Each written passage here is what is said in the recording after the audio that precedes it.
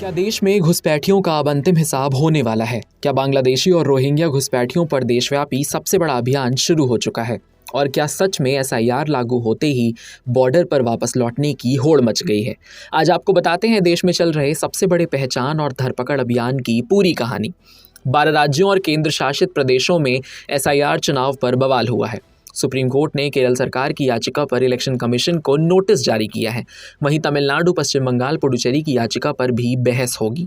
देश के कई राज्यों में, जिनमें उत्तर प्रदेश, ओडिशा, पश्चिम बंगाल और दिल्ली शामिल है, पुलिस और केंद्रीय एजेंसियों ने अवैध घुसपैठियों, खास करके बांग्लादेशी और रोहिंग्या के खिलाफ एक साथ समन्वित और तेज कार्रवाई शुरू कर दी है।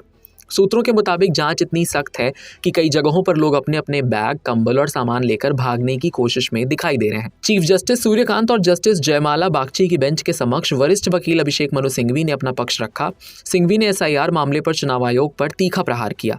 ईसी कुछ नियम बताने का कोई अधिकार नहीं है, ये संसदीय कानूनों से संचालित व्यवस्था है। अगले साल एसआईआर के दस्तावेज लेने से कोई रोक नहीं सकता। कल को जाति, दादा नानी का प्रमाण पत्र मांग लेगी। एसआईआर का पूरा ढांचा द्विपक्षीय और चतुर्भुज यानी बाइलेटरल है, ना कि प्रत्येक राज्य की 6 से 7 करोड़ आबादी के हिसाब से तय होता है। सबसे ज़्यादा हलचल तब बढ़ी जब एसआईआर प्रक्रिया शुरू हुई, यानी एक ऐसी प्रणाली जिसने हर निवासी की पहचान, नागरिकता के दस्तावेज और पूरे रहने के इतिहास की सख्त जांच की जाती है।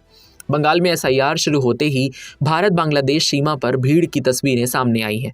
कहा जा रहा है कि एक बड़ा हिस्सा स्वेच्छा से वापस लौटने की कोशिश कर रहा है, क्योंकि पकड़े जाने पर उन्हें सीधे डिटेंशन सेंटर भेजा जा सकता है।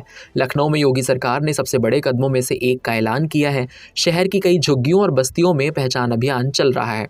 जिन लोगों के पास नागरिकता के प्रमाण नहीं हैं, उन्हें तुरंत चिन्हित किया जा रहा है। इसके साथ ही राज्य सरकार ने बड़े डिटेंशन सेंटर बनाने की तैयारी तेज कर दी है, जहां पकड़े गए घुसपैठियों को रखा जाएगा। सरकारी एजेंसियों के मुताबिक दिल्ली, बंगाल और उड़ीसा में भी टीमों को इस काम के लिए लगाया गया है। दिल्ली की कई बस्तियों में लगातार पूछताछ चल रही है।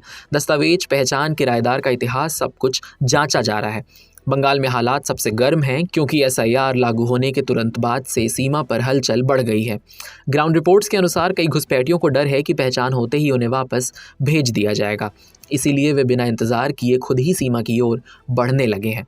बड़ा सवाल ये भी है, क्या ये देश भर में अवैध घुसपैठियों पर सबसे बड़ा अभियान है? क्या सरकार आने वाले महीनों में और भी राज्यों में एसआईआर लागू करेगी? और क्या ये देश की डेमोग्राफी, सुरक्षा और लोकल राजनीति पर बड़ा असर डालेगा?